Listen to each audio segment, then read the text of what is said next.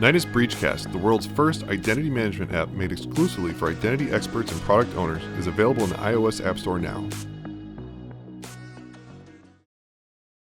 Hey everybody, welcome back to the Nidus Anarchy series. I'm your host Adam, CIO and co-founder of Nidus, and today we're going to talk about AI with the pros and cons for kids.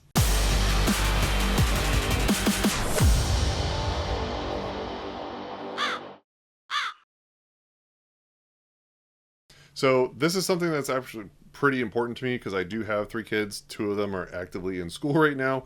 And the whole whether or not kids should be using AI to help them with their work or to learn for research and all this kind of stuff, like it's all up in the air and no one really knows, is AI good or bad for kids? So I have my own personal beliefs, but we're going to kind of jump into what the top reasons that AI could be helpful, and then we're going to go into reasons AI is bad. And unfortunately, my doom and gloom side of me is more leaning on the bad side, but let's go through all the good stuff first, and let's shine a little happy light on everything AI with our kids. So I have a little list here of items that I've kind of gone through and said, hey, look, these are the things I can think of that would be good, and here's what we got. So the first one is personalization. So one of the biggest things when kids are learning stuff is that you have a teacher sitting in the front of the class, basically, and they're teaching something to the kids. And kids learn different ways. Some learn audio, some learn visual, some learn from tactile, some learn from a combination of both. Some have learning disabilities, some are blind, some can't hear, all kinds of stuff, right? So being able to customize a learning curriculum for a child where they can learn the best way possible for them, that would be pretty awesome. So if a teacher could sit and actually say, hey, look, we're going to learn about dinosaurs. And as they teach the class, they're teaching it in however they know how best to teach it. And there's some type of an AI transformation to help the kids learn better. So it's like, hey, here's how the teachers teach and stuff. And then they can use AI to say, oh, well, I'm more of an also I'm a visual learner, because I am a visual guy. Then it'll be like, hey, look, here's a bunch of pictures and explanations in a visual way. And here's graphs. Some people, they need to read it. So here's all the words in ways that they can understand it. They can ask questions and get more feedback. So personalization on education, that's going to be something new for us that we're going to be able to get, and I think that's definitely going to help. How well that's going to be integrated, are teachers and staff going to be able to be technologically sound enough to be able to use it before it's too late? I don't know, but that's one good positive thing.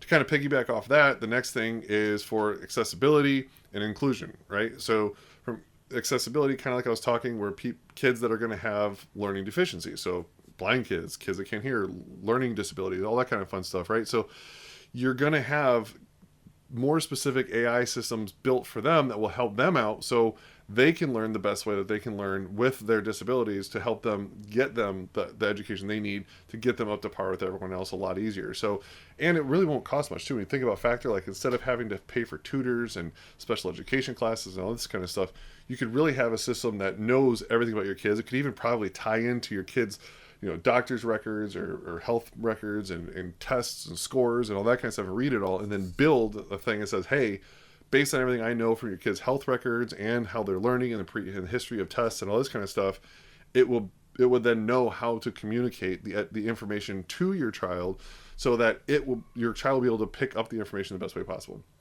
And then from an inclusion standpoint, well, the majority of the world's education material is in English. Majority of the world don't speak English. I apparently don't speak English well. So me no speak English good. So this is another thing in the effect of just real-time translation. So if there's a book, a movie, an education course, documentaries, it's real-time, like, hey, you're traveling somewhere and everything's in English, you don't understand it. So being able to have real-time natural translation of languages, both print and phonetics and through and auditory, I think that's going to be a huge benefit for kids as well. So for those that do not speak English, or hey, even let's forget the whole English part, let's say Chinese. I bet the Chinese are teaching their kids all kinds of crazy cool stuff that our kids don't know, right? And how do we know? We can't read their textbooks, we can't read their education material. Even if they put it online and made a free podcast, like MIT, right? MIT puts like a ton of their courses online so you can participate in the classes for free. That's great if you speak English. So if China were to be doing something like that, everyone else will be missing on it. Well, not with AI, because now you can actually have that with the real-time text-to-speech and these TPUs and stuff. You can actually get real translations, real time. Watch the video. I mean, and you guys have all seen this stuff. You get the video where the guy's speaking in Chinese, but actually because you're saying, hey, I want to watch it in English, now it's dubbed in English, but the actual video is him speaking in English too. So It's gonna be really cool that way. So that's gonna be another positive benefit, right, for kids. The next thing is going to be for creative exploration. With AI, think of it like when we first got the search engine, you're like, whoa, I have unlimited access to all this information and knowledge, and you're all excited to be able to look for it. With AI, you can pretty much ask any question you want and get the answers to it. So those kids that are creative and looking for answers and really want to know how to do things and build things, there's no limit. I mean, you're probably going to start hearing about kids building nuclear reactors in a garage for like science experiments a little bit more than we do now, because they actually could if they really wanted to, because all that information is readily available to them. They don't have to go to the local library and see what's there. They don't have to go through Google and find stuff with paywalls, right? Like kids are going to have unlimited access to information. We'll get to how that could be bad later. But the next thing is going to be for just general homework and research assistance. So when the teachers say, hey, I want you to write a book report about, let's say, 1984, George Orwell. So let's say you have to write a book report.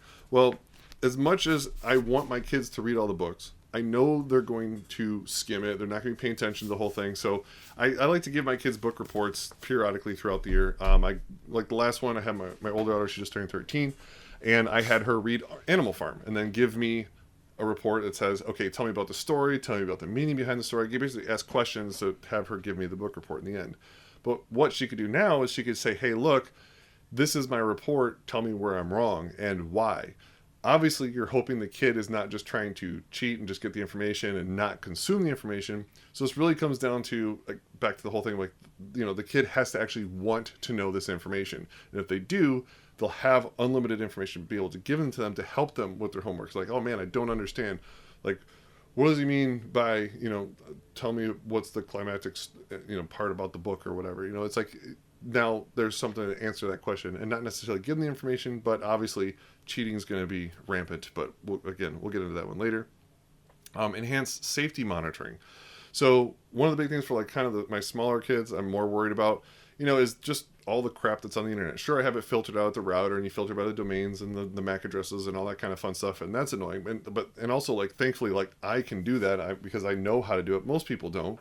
So now we can have real AI, natural language filtering at the router level to say, hey, look, these devices are kids' devices, or when the kids signed into the device, whatever. Anything that's coming into anything, just capture it right go through that OSI model, right at that network layer, grab it. Anything that's coming in that's not appropriate for kids, it's filtered right out at the get-go. So you don't have to say like, oh, block out this domain. You don't do all this blacklisting stuff and like try to figure it out what it is. It will see real time with the information. So even if they're talking to someone on text message and someone sends them let's not say even a swear word, but just the context of a sentence, right? That could be way worse than a swear word would be. So with natural language and being able to process text and inference really quick, especially on the phone now with these AI chips built right into the phones, they'll be able to do all this real time. So that's the kind of cool stuff that I think will be coming around from a safety perspective. So that's going to be really good. Next thing is going to be economic accessibility. So right now, most kids in the world do not live in the United States and do not have access to the same types of information that we have. Because think about this, right? Most kids today, let's say that 10-year-olds and plus, they have a phone, they have dedicated high-speed internet, which means they have access to pretty much the world's wealth of information and videos and all the kinds of stuff. Get out of the United States and go to other places in the world. Millions and millions, and not even just kids, adults and everyone, do not have access to this at all. They don't have a smartphone. They don't have internet. They're out in the middle of a jungle or a desert or something. There's just nothing there. Maybe they have Starlink, but most likely they don't. So with ability to have AI and be able to run local on these systems, you can have super cheap, smart things with AI built right into it and have a wealth of information without having to have connectivity to the outside world all the time. So I think this is another one of those things that's going to be a really positive benefit in the sense that it's going to reduce the cost of a lot of things that people need because it could be generated and inferred on the fly and doesn't necessarily have to pay for access to stuff anymore. So that'll be really cool. And the last one, which is a positive, but I don't know if it's going to outweigh the negative. So the last one is that it's going to foster curiosity and creative thinking. So when just naturally say, hey, I want to know about dinosaurs, and kids are like, oh, tell me about dinosaurs or tell me about space. And then they learn about a black hole, and they're like, oh, well, what's a black hole? Well, when stuff gets sucked into it, where does it go? Like, they can keep asking those questions and keep getting real information. And like we said before, the AI can talk to them to how they understand it. So if they are a 10-year-old, you can say, explain to me like say, hey, I'm a 10-year-old, explain it to me so that I understand. And the AI will explain what a black hole is and how everything works to a 10-year-old. And then if they want to know information, they can say, oh, okay, I understand. Well, how about this? Give me more detail, more detail, more detail. Or you can be, a college level graduate and be like, hey, tell me all the low level physics of a black hole. So you can go down those rabbit holes of information and start out at a 30,000 foot level where you just have basic understanding. And as your curiosity builds, you can find out all that information and go deeper and deeper. So that's going to be really big. And then just from learning, from using AI and having to use prompts, and kids will inherently learn prompting, right? So prompt engineering is going to be kind of like how we just know how to search on search engines, just because you just kind of, from doing it every day, all day long, you've kind of learned what works and what doesn't, almost muscle memory. So kids will kind of have that with regards to learning how to write prompts in AI. So because of that, they're going to have to think in a different way. So they're going to be trained to think, okay, if I have a question, I need to think, how do I frame that question so the AI gives me the best results so that I can have the reward of the answer that it gives me. So the way that they're going to have to think and solve problems, the problems they're going to have to solve are, what are the ways I get the AI system to give me the information I want? So that's going to be a different method of critical thinking that I don't think anyone's really teaching right now. Now, let's dive into the bad stuff. So the number one thing is the over-reliance on AI and completely decimating critical thinking. And this is really my number one fear that I feel is going to trump out pretty much all the other negative ones and all the positive ones. And this is what I'm afraid of. So with kids having access to AI systems like LLMs, image generations, movie, whatever, just all the different worlds and realms of AI, they will not have to think on their own to come up with something or to solve a problem or to figure anything out. Think of it like when we were kids, right? And you're in school and you have to learn math, and they show your work. You're like, oh, come on, I did it in my head. Or most people like, I did it on a calculator. And the teacher's always like, you're not always going to have a calculator in your pocket. Well, we all have calculators in our pockets now, but you still need to know how to do math, right? Like you still have to understand how to do mathematical equations, figure out the problems. You can't just rely on the calculator to do that. Well, AI is like the giant calculator. So now it's, well, I don't have to know anything, because anytime I have a question or anytime I need to know something, I can just ask the AI system and it will tell me the answer. I don't have to figure it out. So because there isn't that creative thinking process, I think we're going to stifle innovation massively. Hear me out here. First, I'm going to show you two more examples on how this works. Think of it also like phone numbers. I don't know my wife's phone number. I don't know my mom's phone number. I don't know pretty much anyone's phone number. Why? Because I never have to type in the phone number. I just look up the name, or even go, hey, I'm going to say because I'm going to call them, but like, hey, whatever, call so-and-so, and it will just call them. So why do I have to remember phone numbers? You don't. People don't remember phone numbers anymore. Back when everyone had a landline, that's what you had to do. I still remember my friends' phone numbers from when I was like 10 years old. Same thing with directions. I use Google Maps, Waze for everything. Every time I'm going somewhere, no matter where I am, I use Google Maps and Waze. So do I remember the path that I just took? Not really. I'm just blindly following whatever this thing's telling me to do, not really paying attention to the directions of where I'm going. And it's like, okay, cool. I don't really care. I don't have to think about it because I know I know Waze is going to get me the most efficient way to the place I want to go better than I could, because I don't know about the traffic jams. I don't know where the cops are. I don't know where all the stuff is. And it does, and it tells me. So that whole part of my brain is turned off of trying to, remembering how to get somewhere. So this is happening on a larger scale, even for myself, from a development perspective, because I'm not in an IDE just writing and coding and figuring it out and, man, why isn't this working? Oh, try this. Nope. I don't know. Try this. Go into Stack Overflow. That's not working. You should see the traffic drop on Stack Overflow. It's insane. It's like from when ChatGPT came out, their traffic has just bombed, because anytime you have a question, you just go to the LLM now. So I'm not really thinking like, hey, how do I solve this problem? Or, how can I come up with some creative way to figure out how to do this thing? I don't have to. I just ask AI for the answer and it will give it to me. It may not be the prettiest code. Most of the time, it's better than my code, but I don't care. All I care about is the end result. So this is kind of like if you're building compilers and or writing in assembly. It's like it's cool. It's cool to know how to build a kernel from scratch, but you don't need to know that to install and run Linux. You don't need to know assembly. You don't need to know how compilers work. You don't even need to know a compiled language. You can just learn all these other fun ones like Python, Node, and all this stuff that are way easier. But because you don't know those fundamentals, you might not understand the intricacies of what you're doing when it comes to like memory utilization and memory management, all this kind of fun stuff. But in the end, you don't really care because compute is so powerful now that you don't really have to be perfect. So I think what's going to happen is a big extrapolation on this. And it's that because everyone is going to rely on AI for all the answers, you're no longer going to have to figure anything out for yourself. Anything. And the stronger and the more powerful and the smarter AI gets and all the different things that it can do, every one of those things where AI takes over and it's like, oh wow, it can make images better than I can. You're no longer going to create images. It can write code better than I can. You're never going to write code. It can write documentation better than I can. You're never going to write a document again. It can do my homework better than I can. Well, you're never going to do homework again. This is what's going to happen. Everyone is going to overly rely on AI for everything because they're lazy. Inherently. Humans are inherently lazy and they pick the easiest path. The path of least resistance is real. So AI provides that path of least resistance to everyone, everywhere in the world, very easily and very cheap, if not free, because it's been given away by all these amazing companies that have been making these models and handing them out to people. And because of that, people don't have to think. So if we cancel critical thinking, if we just say, hey, you don't have to think anymore, that's my fear. That's my number one fear. Because if you don't know how to think, if you don't know how to reason and figure things out, you're becoming a potato. And when we have a world of potatoes, nothing is going to be made anymore. Nothing new, nothing exciting. Innovation is going to die. And that's kind of like what AI is doing. AI has basically made us reach a plateau of creativity.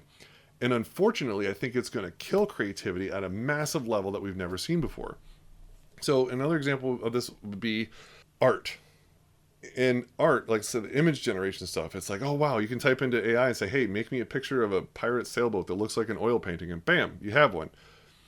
But you're not going to learn how to paint. You're not going to learn how to work with oils. You're not going to learn how to sketch to be able to draw these paintings. That whole thing is gone because, oh, bam, I have it. It's good enough. We live in a good enough society. If you don't believe me, how much stuff do you buy on Amazon? Everything you buy on Amazon, you bought it there for convenience because it's good enough. When you need a spatula, you're not like, man, I need to research the best spatula out there. Oh, this is a good one. This one's going to last me a really long time. It works on Teflon pans and whatever. No, you're like, Amazon spatula, best choice, $4.99, done, bought. Spatula shows up next day. You got a spatula. Is it the best spatula? No. Does it work good? It's good enough. That's the majority of what we buy now. We just buy the good enough thing. We don't buy the best thing. We don't buy the best thing for what we need. It's like, this one is good enough and it's cheapest. I'll just do that. So AI is going to do that. AI is going to give us a good enough answer. But it can't generate anything new. It's not going to come up with a new form of art. It's not going to come up with a new form of music. It's not going to come up with innovation on top of whatever is already there. It's just going to use everything that's already been built out. So because of that, you're not going to commission artists to draw and make you new things and make new stuff. Why? Well, because for free, you can get all these images generated for you. So why are you going to pay someone to do it? You're not. Let's be real. You're just not going to do it. I mean, you might, but realistically, you're not. Fiverr just took a hit. All those people you're hitting up are like, hey, I just need a quick picture. I need an image. I need this converted to this. I need this flopped to that. I need this thing made up. Gone. All those jobs are gone because in AI, it's good enough. It's not exactly what I want, but it was free. It took 30 seconds and it's good enough. I'll just use that one. That's what's going to happen, except I think that's going to happen on a much larger scale. AI is just going to generate answers and it's going to be good enough. There's going to be hallucinations. So we're going to be just feeding ourselves false information and we're going to believe it because we're going to gradually kill critical thinking because people won't care. The kids, and I don't even want to say the kids because even the adults, but as people start using AI, they're getting lazy. Case in point, just look at everyone quoting AI systems as fact online for everything. Oh, look what ChatGPT said. Oh, look what Claude said. It says here, blah, blah, blah, blah, blah. Who cares what it said? It's just regurgitating information. Is it right? Did you check it out? I mean, that's why I like Perplexity, because it actually goes and finds real sources of information. Says, hey, look, here's why. Here's the articles, so you can go read them. But those articles were written by people. Now, if all those articles are written by AI, well, then is that right? You know, eventually you're going to get to a chain where there is no, if you're going to loop all the way back to AI, it's going to be completely cyclic. So there will be no new creative sources for it to learn on. So we're going to reach a plateau. All of this kind of culminates to the whole point of kids are not going to learn critical thinking. They're going to stagnate because they will not have to. They will not be forced to figure things out. They're not going to be stuck in a room, bored out of their mind with whatever's laying around them, being like, man, I got to figure out how to make this stuff work. I have no idea. And just sit there and bash their head on a desk for a few hours until they figure it out. And then once they figure it out and they're all excited, oh, look what I did. I made this thing. This is so awesome. I can't believe it. And then they went around showing everybody. That's going to be gone. Like, how depressing is that? Like, of course, obviously, some people and kids are still going to do some stuff here and there. But overall, look how much time kids spend on their cell phones and on computers and not outside playing with their friends. The world is different. You look outside during the summertime, you don't see groups of kids running around playing street hockey, going to the park and doing this stuff. No. They're all inside talking to their friends on the phone and the iPad. Even if friends do come over, they're on the computer, on the iPad, not even hanging out with each other. It's so weird. So this is my fear, is I think that AI is just going to be catapulting us more in that direction. So it's going to completely take away like the social aspect that kids need.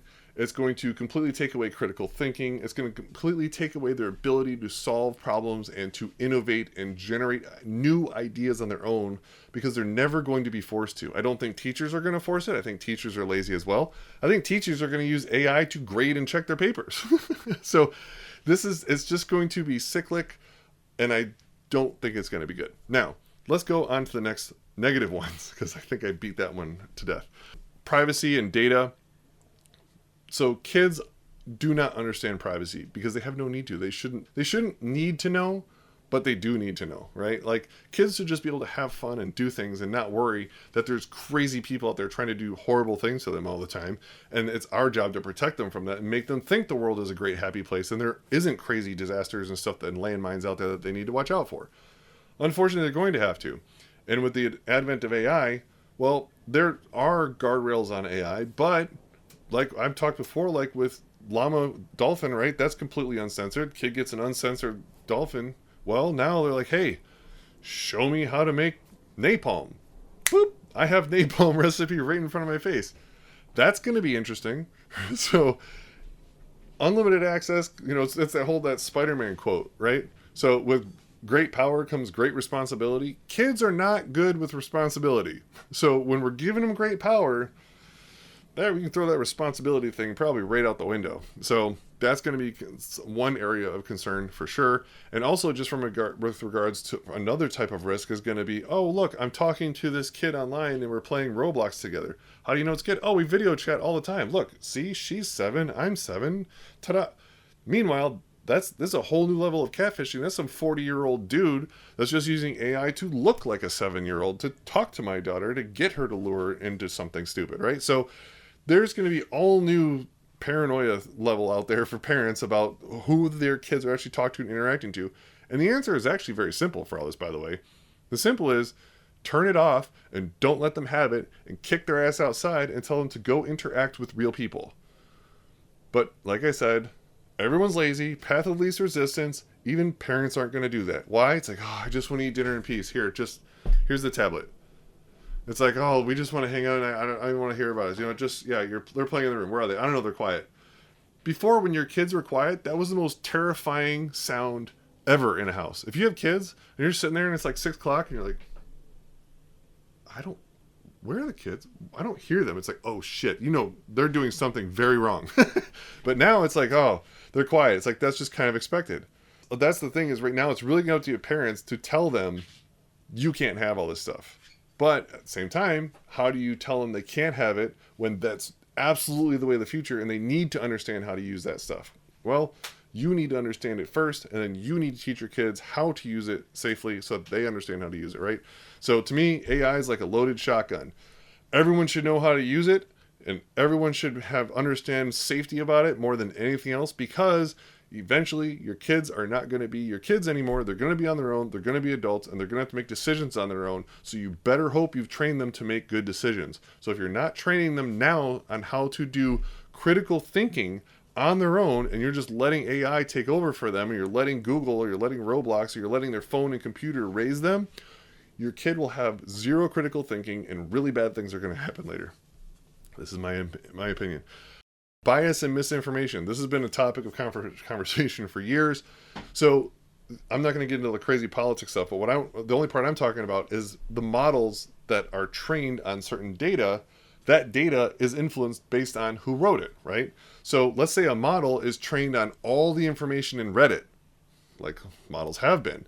That model, all that information, a lot of that stuff is crazy censored, propagandic crap, and it's gotten brought into these models. That's why you hear all these models dumping on information that's completely wrong and people getting pissed off, whatever.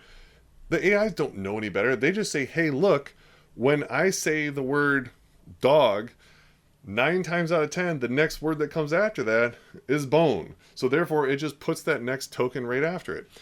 The tokens that it's training on is that information. That information is coming from a person with bias and with a particular type of mindset. Same thing. I mean, it's any type of news site. So if anything that you're reading online, if you're like, oh man, this is biased, doesn't matter whatever direction, forget politics, just in any way, shape, or form. If there's a bias in that information, the AI is going to be trained on that bias. So when you get information back from it, it's going to be feeding you that same bias. So AI is not this unbiased, completely, center of truth. It is not at all. There's a ton of misinformation there with regards to hallucinations, right? In the AI world, we call it hallucinations, where it just makes up shit that it just doesn't know, because it's never going to tell you, I don't know. It's just going to tell you, this is what it is. So between hallucinations and the bias of the source of that information that it feeds to generate those results, you're going to have information that's not correct or that leans in a certain direction, and that will then influence your kids' decisions on how they view and how they learn things. And you're never going to know what the AI is feeding it, right? Like, you can read a book and be like, okay, this 1984, I've read this book. There's some parts in there, that are probably not appropriate for my 8-year-old, but my 13-year-old, this is good enough for her. I've read it. I understand what she's going to read. Here, read this and let's have a talk about it. AI, hey, here's AI, start talking. I have no idea what it's going to give it. Now, it's not just me. This is one of the things about AI. You can understand it at a high level and low, but when you get all the way down to the very bottom of understanding exactly what's going on, there is still a gap between the answer and how it works that no one understands how it comes up with an answer. There is no way to know how these LLMs are generating the response it gives you with the question that's put into it or the prompt that's put into it. So it's magic. So to think that you're going to know everything that AI thing is going to be telling your kids, you are completely wrong. It is impossible to know. No one knows. So the only way to know is to read everything the AI is telling your kids. So you're going to have to shoulder surf every time they're on and using some AI system. Good luck with that one. Let's see. What else do we have here? Okay, so risks of addiction and mental health. These, to me, they kind of go hand in hand, and I'm just extrapolating again from the cell phone world. So in phone land, everyone's addicted to their phones. They got the TikToks, the social medias, and all this kind of stuff. Well, AI is, I feel, going to be kind of like that next wave of addiction, in the sense where right now it's social media, but we're all learning we hate social media. So the next wave of apps are all going to be AI generated apps. Like I was saying before about like AI video games or AI movies and AI this. You're never going to want to live in the real world, because the AI world that is created for you will be better, more fun, and path of least resistance. You won't have to think. You can just sit there and become a potato, and everything's hunky-dory, and you don't care that you live in a crappy house. You don't care that you're eating really crappy food. You don't care that you don't have any friends in the real world. You don't care that you haven't taken a shower in a week. People just will stop caring about everything, because when they put on the goggles and they live in AI land, they're super cool and awesome and whoever they want to be, and they have this massive mansion because they paid $100 to build it and whatever. That will be more conducive to them. So they'll be like, oh, this is just easier. And that's going to be it. That's going to be the world that we're going to move into. So that's what my fear for my kids are, is like, I can see adults doing it easily. I'm really afraid that kids are just going to be like, oh, here's the VR. Oh, yeah, yeah. You know what? I just don't want to deal with them. Yeah, they got their goggles on. They're in the room. It's like, what are they doing? You have no idea. And it could be I don't know. That's crazy. So that in turn, the addiction is just going to create mental health issues in regards to they're not going to know how to interact with real people, right? Like the level of social awkwardness, the level of just personal self-worth is going to deteriorate. I don't see a good outcome by having kids just completely thrown into this. It's kind of like the old adage of video games where I was like, oh, video games are bad, it's turning their mind to mush, and TV's bad, it's turning their mind to mush. It is and it isn't. Like, there's tons of arguments there back and forth, and I remember being like, what, video games are amazing, like, I'm learning all kinds of cool stuff, and I'm having tons of fun, and I'm playing with my friends. That was the thing. You still had real social interaction with people. You were doing like hand-eye coordination. I'm not saying that all video games and all AI is bad, but at the same time, it's like you're watching TV, and there'd be massive periods of time where there was nothing on TV that you wanted to watch. It's like, oh, it's the news is on. Well, you go do something. It's like, oh, it's commercials, and you go do something. Now it's like every 3 seconds you have something in your face forever, and then you completely swarm yourself with everything that you want, and you're just on a permanent dopamine rush of this AI system feeding you information.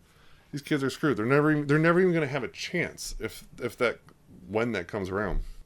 Economic accessibility and equality issues. So kind of like in the plus side where it's like, oh, hey, there's these open LLMs. It gives way more information to everyone in the world and it translates to different languages, so it helps everyone. Well, at the same time, those that have will become way more on the have side than the have not side, and those that have not will be way more on the have not side. And this is just going to spiral even further, right? Because if you don't have access to AI, if you're for whatever reason don't have it, you will be left behind. You will be so far removed from reality in the next couple of years, you will have zero chance of making it compared to everyone that has it. And then when you start plugging in things like Neuralink, where you don't even have to have a device anymore, and then you're having like I don't know if you guys have seen the Neuralink stuff where the quadriplegics are controlling a computer and playing first-person shooters with pinpoint accuracy better than any video game person, because it's just that good now. It's crazy. So, and that was the first patient from Neuralink too. So imagine where we're going to be 5 years from now, 10 years from now. Like Musk is even saying, like, they want the surgery to be done in 10 minutes, where basically you can just walk into a store, have the implant done, and bam, you can go out the door. And you know what the biggest thing that would sell, that even he was saying they want to start doing? Eliminating pain. Forget unlimited access to information and being able to play Call of Duty with pinpoint accuracy, like auto aimbot, but no pain.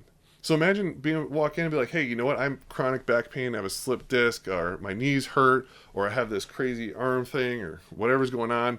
And then you walk in, you get the implant, and then boop, it just tells your nervous system, don't be in pain anymore. Oh, my back pain is healed. I sleep soundly. I'm way happier. I'm way better. Who wouldn't want that? And by the way, you have access to real time, you know what I mean? It's like, there's going to be tons of selling points that are going to get people interested. So those that have that are going to be so much farther than those that don't. And there's going to be people like me who are like, I am not getting anything implanted into my brain ever. Like, I know that.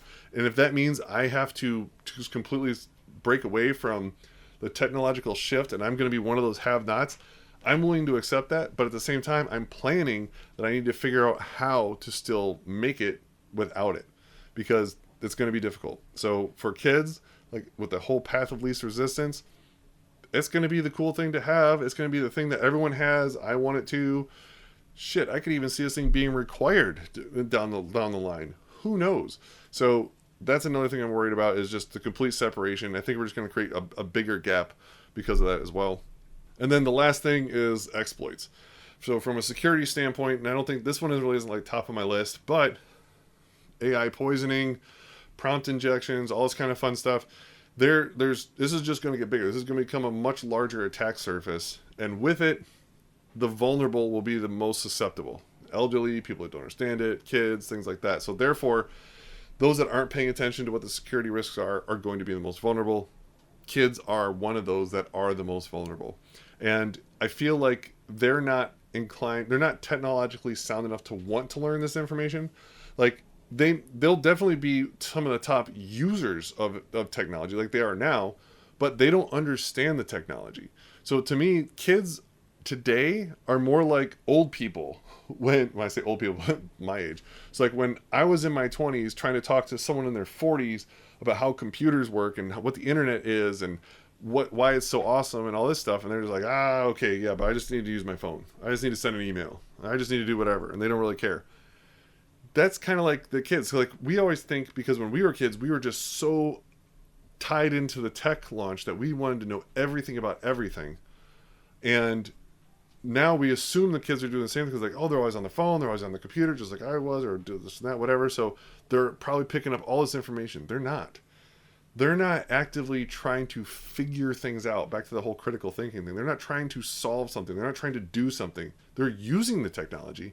They're definitely the top users of technology, but using it and applying critical thinking to creating with it are two completely different worlds. And I don't think AI is going to help with that. So that's my list of the pros and cons for kids. I hope that we will be leaning way more towards the positive side of all of this, and I'm just being completely ridiculous and overthinking all of it. I just can't help but fear when I see it happening to myself on a daily basis, and I see it happening to my kids, and I'm trying to figure out, and we're like A/B split testing things with our kids of saying, okay, let's try this. Okay, do this. Okay, you get access to this, but not this. Trying to figure out what works and what doesn't. Because there's no handbook for this. You can't ask AI how to solve this problem. So as a parent, I'm trying to figure out the problem still. I think this is going to be ongoing because as things change in AI, we're going to have to change how we raise the kids.